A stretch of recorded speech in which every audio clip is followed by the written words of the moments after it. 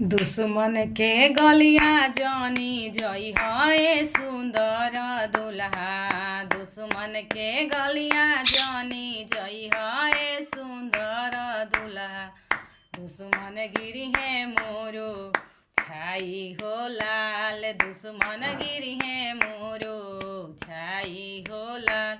ससुर के गलिया जानी जई हो सुंदर दुल्हा। ससुर नजरल गई है हो लाल। ससुर नजरल गई है हो लाल। सासू के गलिया जानी जई हो सुंदर दुल्हा। सासू नजरिल गई है हो लाल। सासू नजरिल गई है हो लाल।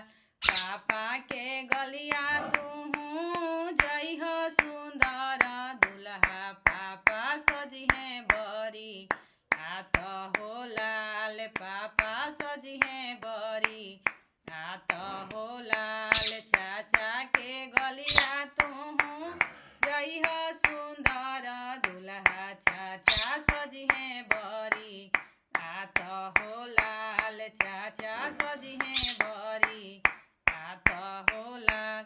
सरहज के गलिया जानी जई हो सुंदर दुल्हा। सरहज नजरिल गई है हो लाल। सरहज नजरिल गई है हो लाल।